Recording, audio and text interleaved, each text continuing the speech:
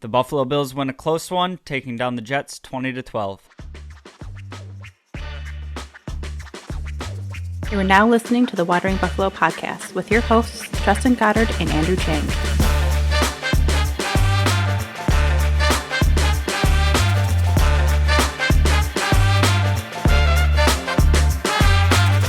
Bills Mafia, welcome into another episode of the Wandering Buffalo podcast, a show on the Buffalo FAMBase podcast network.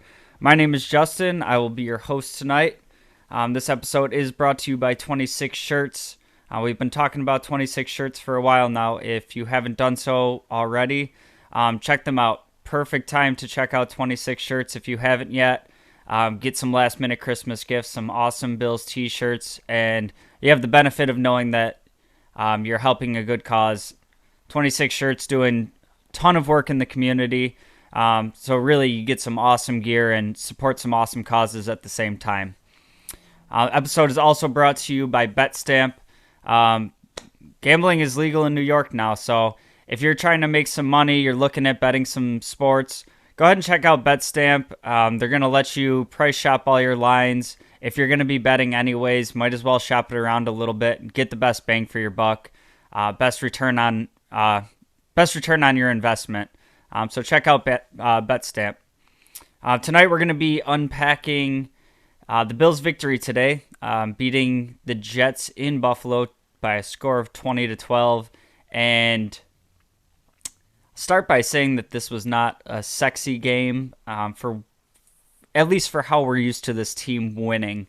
A lot of the times it's kind of the defense just doing their job enough, giving the offense some extra opportunities, and the offense capitalizing on that and really being the focal point of this team. Today, while it wasn't, the most exciting game to watch, like I said, the sexiest game out there, it showed a different dimension to how this team can win games that I think we all knew existed, but we haven't really seen a ton of this year. A lot of the games have kind of been, the close games have been kind of shootouts where the defense, gets a key stop at the end and puts the ball back in the offense's hands, and Josh Allen and the guys go out there and take care of business. This game was kind of almost 100% the defense. We didn't really have a ton going on offense. I guess one of the bright spots for me was we got to see some extended work from Sam Martin. That was going well. He was punting great today. And then we had the block punt, which was not fun to watch, especially in the situation where it happened. We'll dive into that a little bit more later. As always, I'm going to start out on the offensive side of the ball. We'll start with Josh Allen, and all of these offensive stats are going to kind of reflect what I talk about with Allen here, and that is, kind of a low number game for Allen that we're not used to seeing, and we've seen some pedestrian numbers from him, and at this point with Allen, it's become like 225, 250, and some 40 yards rushing is kind of like his ho-hum day. Today we saw just over 50% completion, 16 of 27 for 147 yards, and a passing touchdown. Added another 47 yards on the ground on 10 carries with a rushing touchdown.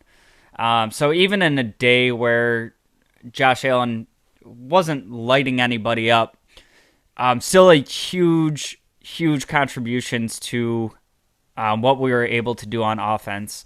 Obviously, that touchdown right before we go into halftime to Dawson Knox, just a beautiful quick drive put together and just able to get, I was looking for any points on the board at that point going into the locker room, and to come away with 7 was really huge there. And we don't really realize how huge it was until we see the final score of the game. I personally thought this was going to be a game where it felt like we were due a turnover. I thought we were going to come out of half, get a turnover, and kind of just stomp on the gas and never look back. But that never really happened today. it's not lending me to a ton of concern about the Bills' offense or the play calling or anything like that. This is the type of game where I'm going to give credit where credit's due, and the team that the Jets are assembling, they're putting together a really good defense. They're putting together a ton of pieces on the offensive side of the ball, kind of just looking for a quarterback. And Mike White looks like he can be that guy for a little bit, maybe a bridge. Who knows what happens with Zach Wilson at this point. But that's a team that we talked about, as well as the Miami Dolphins, who will be facing next week. We were talking about in the offseason that they're not these same old teams that we've gotten used to, where they're just kind of the bottom feeders. I mean, honestly, down there with our own Buffalo Bills, with the Patriots reigning supreme, it seems like the Bills got to enjoy like 2 years of being the class of the division, and the Jets and the Dolphins in particular are really on a quick turnaround right behind us now. But we're going to stick on the Jets right now. And I really like the team that Joe Douglas is putting together there. I think he has a competent coach in Robert Saleh, and that defense is legit. So, yes, our offense struggled today, but this was a game where we needed the defense to kind of feast on their inferior offense and kind of keep it close for us all game so the offense could do what they had to do to take care of business. So kind of pedestrian numbers, and that's going to carry over into the run game, into the passing game. And we'll get into Singletary, 8 carries for 39 yards. James Cook, everybody kind of wanted to see what he was able to do today to follow up that performance that he had last week with over 100 yards from scrimmage. And we saw him get 4 carries for 6 yards, both minimal contributions in the passing game. Singletary had a drop that was a pretty key drop towards the end of the game. I do put some blame on him for dropping the pass, but I didn't like the play call to start with. Kind of Jets are getting a little bit of momentum, and you're trying to crush some clock out, and you're throwing it to Singletary. I mean, it should have been a catch. He should have stayed in bounds, and the clock should have run. It shouldn't be something that we talk about, but I get it, not wanting to be predictable in those circumstances, but also kind of just run the ball a few times, steal as much clock as you can, and kind of put the game away. But we didn't see that, and there was another call late in the game with like a naked boot for Josh Allen. He's trying to find Knox, and my first watching of the game looks like Knox was the only one running a route, and I had to text my buddies like, I think there was like two and a half minutes, something like that, left in the game, and we come out on first down and we're throwing the ball. And it literally is like a play that I call in Madden when I'm like trying to bury the team a little bit more, and they're expecting runs, so I'm gonna do this tight end seam off of play action and just gouge them down the middle. It rarely works in Madden, and I guess it almost worked. It was a drop by Dawson Knox. It was good coverage on the play, kind of blocked Knox's eyesight, so it just kind of goes through his hands. But the risk reward there for me at that juncture of the game, I don't really see it. Keep the ball on the ground, milk out some clock. It would have been cool if the play hit, but it's one of those plays where you got to kind of be situational and weigh the pros and cons there. There's a chance of throwing an interception. They're getting the ball with great field possession. And look, this game ends up being an 8-point game. Any little mistake there, Josh Allen, them not falling for the play action, him taking a hit and fumbling it on that naked boot. There's nobody there to stop somebody if they're picking up a fumble and running it back. So I'm typically all for the Bills being a little bit more on the aggressive side in a game where you've kind of struggled with the defense across from you all game, and it's been this defensive stalemate all game. Not crazy about, trying to hit some home runs when you have a decently safe lead and you can kind of crush some clock and make it difficult for them. But at any rate, good news is last week I was calling for more Knox. I was calling for Knox to get involved. We gave him this huge payday, this extension, and hey, they heard me. Knox was more involved this week. Did have that drop that I just mentioned. Ends up getting 4 catches on 7 attempts for 41 yards and a touchdown. And I would be very pleased with that line if it was kind of complementary to the rest of the team. The concern pops up, and again, I said it at the top, it's all going to kind of flow with the day that Josh Allen had and the defense that the Jets have. But our other top receivers, we had Diggs, 3 catches for 37 yards. Gabe Davis, 3 catches, 31 yards. And McKenzie ends up with 3 catches for 21 yards. He did also have a couple drops, and they were a couple key drops. One of them in particular being, I believe, is 3rd and 2 deep in the Jets' end, and we end up kicking a field goal there. Definitely would have been a first down, and just kind of unfortunately stalls out the drive. This has kind of been my battle with McKenzie. He does make his contributions. His speed is valuable, but there's just been a degree of unreliability in the passing game, and in a game that ends up as close as it was, one play like that can change the tide of the whole game. You get 3 there instead of 7, and who knows if the Jets are able to put something together on that last drive, all of a sudden we're talking about the possibility of overtime. Just kind of leaving points on the board. And, I understand it's the NFL and the defense is paid to make plays too. But kind of those unforced errors that lead to points being left on the field. Now, I can't tell you that the Bills would have scored a touchdown there had he converted that first down. The odds just go up from that point. So it's a little challenging. I've been calling for seeing a little bit more Shakir. I think we've given the opportunities to, like, James Cook. Kaiir Elam got his opportunities early in the season, and I think it's time that we see some Shakir. And who knows? Maybe he's not ready, and maybe it doesn't go well. But in the limited action that we've seen from him, we saw him get 1 target today, and he drew a penalty on it. We saw him get a few targets earlier in the year and have some success. So, I mean, to me, love Isaiah McKenzie, and I don't want him fully taken out of the offense.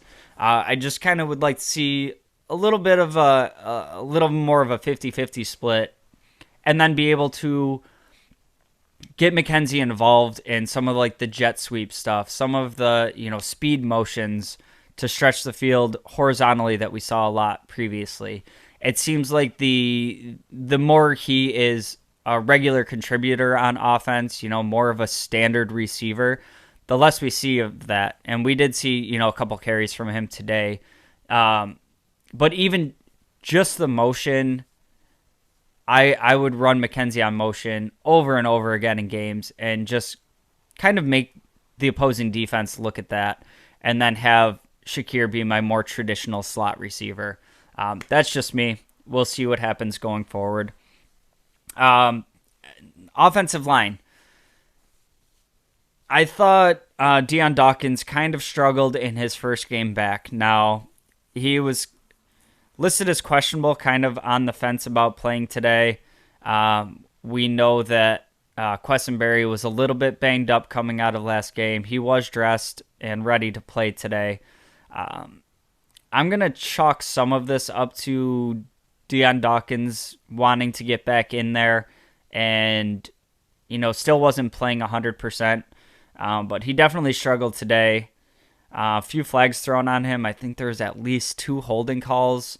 So just kind of not ideal, and kind of just started with Dawkins, but I thought the offensive line struggled in general today. Roger Saffold also had a holding call, had a false start. Mitch Morse, I thought, had some good points and some bad points.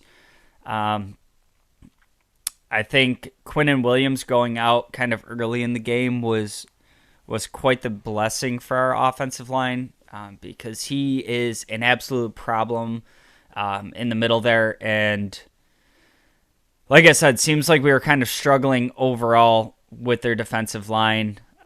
Spencer Brown, I know I saw at least 2 replays where I saw him get away with a hold. End up giving up 3 sacks to Josh Allen, and obviously not very many running lanes open for the production that we had on the ground today. So I was kind of hoping this group would be, a little fresh, a little healthier, coming back from, having that mini bye week, hoping the team in general kind of looked a little fresh. The offensive line definitely struggled today. But again, playing against an actual top caliber defense, and the offense as a whole was able to get enough done to win the game. So I'll take it. They're not always pretty, but a win's a win. This isn't a game we're going to be thinking about as we get into the playoffs. Bills Mafia, it's your boy Justin from the Wandering Buffalo podcast, here for our friends over at BetStamp. If you're not familiar with BetStamp, it is a line shopping app for all sports betting that's going to help you get the best odds when you're placing a bet. So think of BetStamp as like a Trivago or Expedia for placing bets.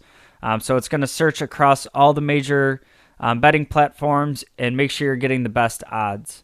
So if you're going to be doing sports betting anyways, why stick to one gambling app when you could get better odds going across multiple platforms? You want to make sure you're getting the most return on your investment. BetStamp also lets you track all your previous bet history, see what's working for you, what's not working, what trends may be emerging. Make sure that you're making the most educated bets you can going forward. Check out BetStamp today and start cashing in on your bets tomorrow. And before we go to break, just want to talk about the special teams units. Tyler Bass continues to have a great season. I had some concern going into this game, seeing the weather before it started. Not a kicker's dream come true.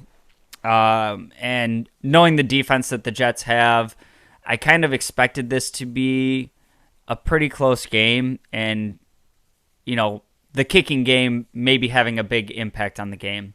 Well, no need to worry there. Tyler Bass goes 2 for 2 on both of his field goal attempts and 2 for 2 on his PATs. So continues having a great season. Love having that guy back there. There haven't been a ton of games that are really decided by something that he does. But as we move into the late season and the playoffs, the games start getting a little bit tougher, more physical, a little bit closer, and we might have a game that comes down to a game-winning kick that our whole season rides on that kick. So I feel very comfortable, headed into playoff time of the year with Tyler Bass back there. Nyheim Hines, I had some criticism for him last week. I thought he had a good day returning today.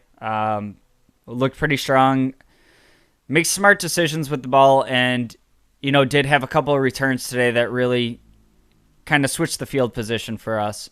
So I mentioned it last week that I thought it was kind of more an anomaly that he didn't have a great day. He's been very, very reliable since coming over from the Colts. And to me, it looked like he got back on track today. And as I mentioned kind of at the top of the show, this is the most work that our punter has had to do in a long time. Sam Martin was out there, I think it was 8-9 punts today. And overall, I was very pleased with his punting. What was very concerning and, kind of a routine type play towards the end of the game as we end up having a punt blocked right out of the back of the end zone. All of a sudden goes from, a 2-score game to we're giving the Jets the ball back. It's an 8-point game. Immediately after the game, A.J. Klein took full responsibility for that. He said it was just a completely missed assignment. I think it was Jermaine Johnson just comes in free and blocks the punt. That's the type of thing that I don't want to see week 14. I know A.J. Klein just rejoined the team recently, but definitely something that we're going to have cleaned up as we head into the playoffs. You can't be having mistakes like that, game kind of in hand, and you give that team the one last chance to tie it up. I think about, what if we were playing the Chiefs in that situation, and you're pretty much wrapping up the game, and now you've given them the 2 free points and the ball back, and their quarterback's Patrick Mahomes. I thought Mike White did his thing today. Definitely a different class of quarterback. So something that I really don't want to see carry over beyond this week, and not something that we've seen really happen this season. So not overly concerned, but definitely something. Definitely want them to sit down and watch that film to make sure it doesn't happen again. We're going to take a quick break, and we're going to dive back into the defensive side of the ball. Stick around. Hey, this is Bills Vader. Now back to the show. Welcome back, and thank you again for joining me on today's episode of the Wandering Buffalo podcast. Again, this show is brought to you by our friends at 26 Shirts and our friends over at BetStamp. If you haven't done so already, go ahead and check them out.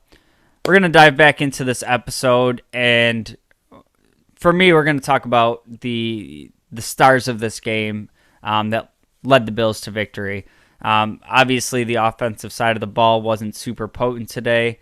They did what they had to do to get the game won, but the defense is what gave them the opportunity to be able to cash in on that.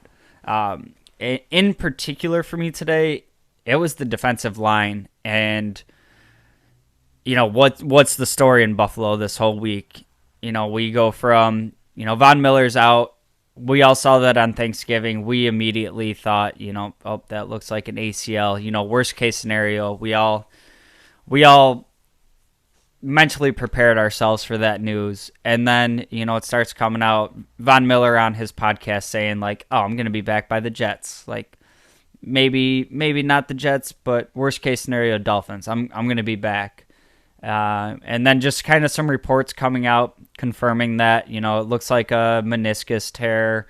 Might be able to play with a brace, might need a surgery, could still return this season. We see Brandon Beane put Von Miller on the IR, and he's like, hey, we're just going to give him the 4 weeks to rest. Should be all healed up by then, ready for a playoff run. Dope. We all got super excited for that, and as they go in to work on the meniscus, they find an ACL tear, and Von Miller's not only done for this year, but we're going to miss him for a good portion of next year too. So the story immediately becomes, what does our defensive line look like without him?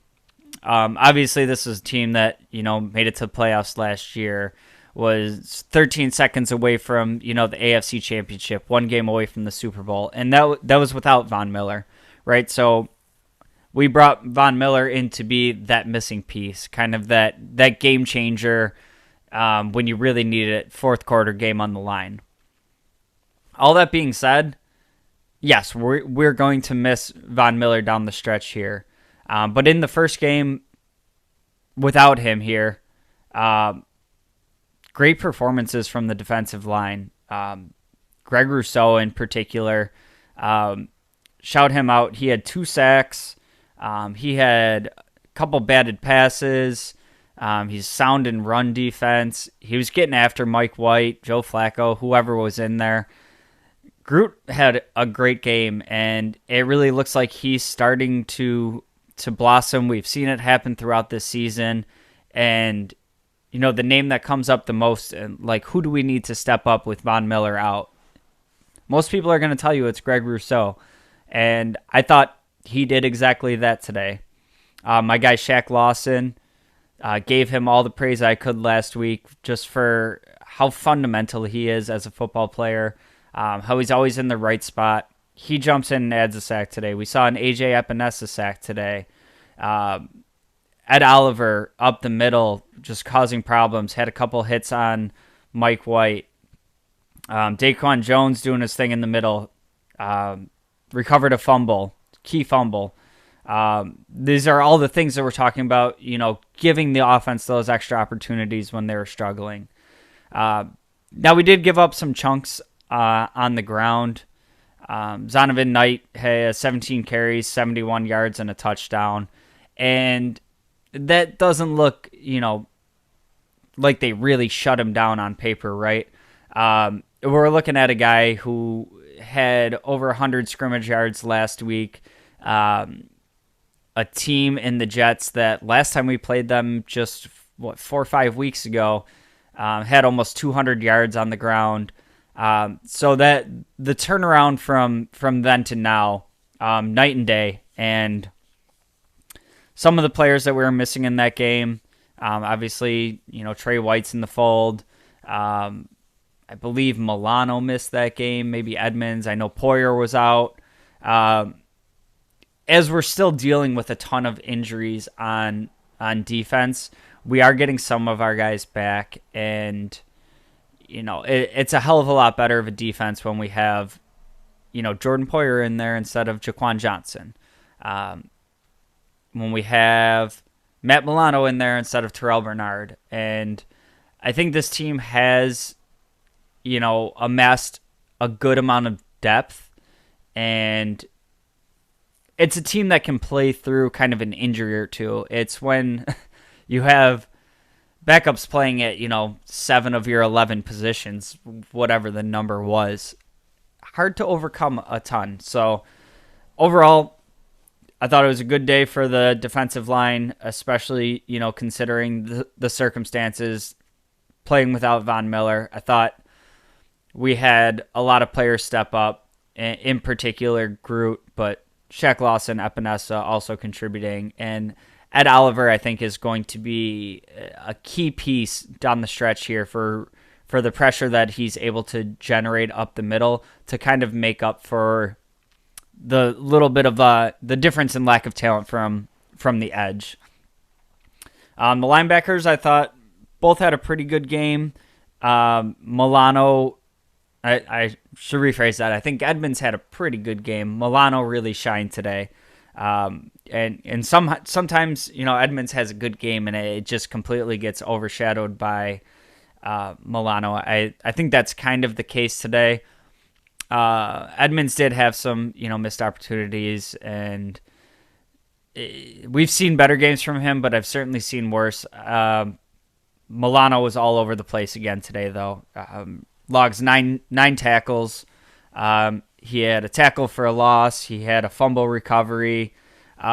Just all over the place. I think there was a pass or two defended in there as well. Milano continues making the case for, a Pro Bowl season. I think he's had several in the past, but it's got to be really hard to ignore giving Milano the nod this year. He's been playing out of his skin. He had the one hit right up the middle from on Mike White, and especially considering everything else Mike White went through in that game, I don't know how he got up to play another down. Pretty crazy, and I do want to take a moment here to give Mike White a shout out. Like, what a tough kid out there. I mean, the first hit he took, I think, was Ed Oliver, and I will say all of the hits that we got on him were nice, clean, legal hits. They were just violent, aggressive hits. I'm not getting up from the first one. He ends up going to the sideline. He comes back in 2 plays later, and he took like 2-3 more shots, like all to the same exact spot, like the chest and ribs, and soldiered through and finished out that game, which was impressive in itself. Did get an update not too long ago that he was going to the hospital after the game, just precautionary measures, getting himself checked out. So hopefully everything is okay with Mike White. But hell of a game from him today. Ton of toughness from that kid. And, he might not be the answer for the Jets in 5 years, but he certainly makes them a more formidable team right now. So kudos to Mike White out there. And then going to wrap up with the secondary, and I'm going to start with kind of my downside to the secondary today. And it's Dane Jackson for me again today. And I'm going to lump Kyer Elam in there too. Dane Jackson he's been so frustrating for me because he doesn't get just straight up beat on these plays. It's not like the receivers, running 5 yards free and catches a ball and, takes it to the house every time. But there's so many plays that he's so close. He's there. He's in position. He doesn't get his hands up. He doesn't get his head around. And that's, I feel like maybe the reason that he's still, getting this starting nod. I feel like maybe the coaching staff thinks if they can get him to get that one last piece together, he's a really good cornerback if he finishes those plays. He's just in position and not making the plays at the point of attack. So I don't know what to do with that.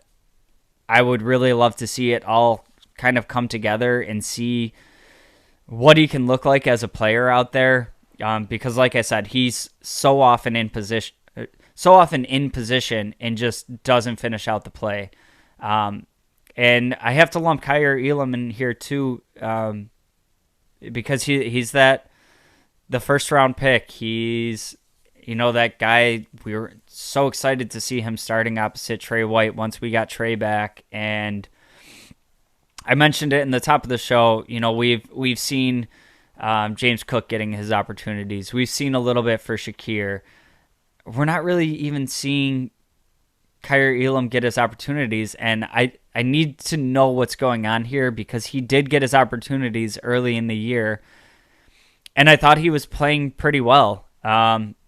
Not some rookie growing pains, but I don't think he was doing anything like egregiously wrong. And coaching staff isn't giving us a ton to work with here. We know that he was dealing with an injury. Maybe he's still not 100% there, and they just don't want to tell us that. I don't know what the case was today. I have to get the snap breakdown, but he was active today, and I don't really remember seeing him on the field. So hopefully we can start figuring that out over the last few weeks here and see if that's, a viable number 2 across from Trey going into the playoffs. As of right now, Dane Jackson's kind of a liability, and if he can put together that last piece where he makes the play when he's in position, fine. But if he continues to not make the play at the point of attack, that's going to spell trouble for us in this playoff stretch. Trey White, I'm not going to pile on Trey White here. He's obviously, like in his second game since returning, and it seems like they kind of wanted to ramp him up slowly, kind of based on injuries. Whether he was, fully ready to go or not, he kind of went right back into playing pretty much 100%. I think he struggled a bit today, and he's lining up across from Garrett Wilson an awful lot today. That dude's been taking the league by storm.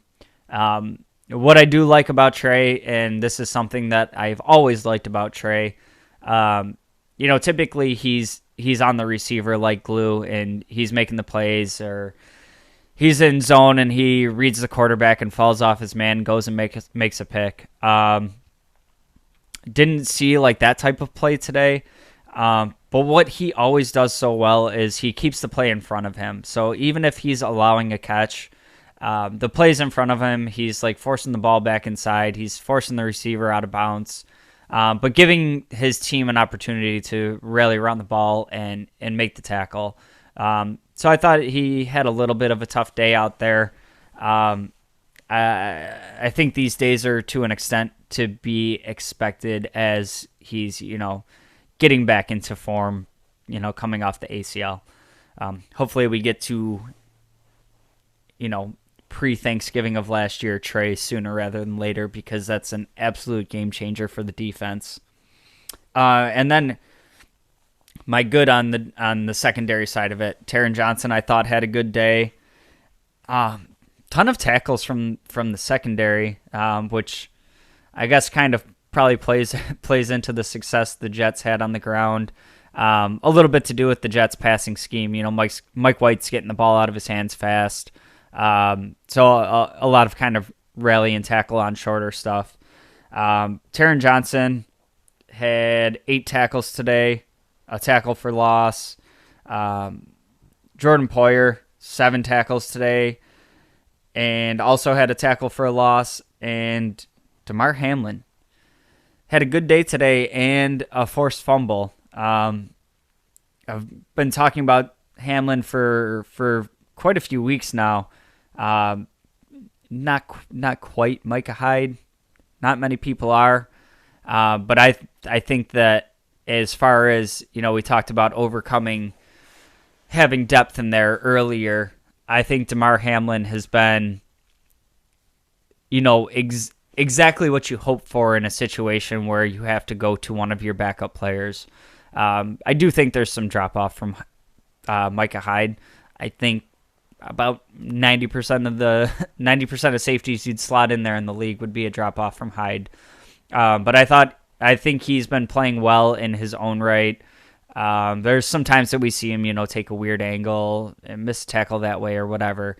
But overall, I think he's been a sound tackler. I think he's made some opportune plays. He's done some thumping.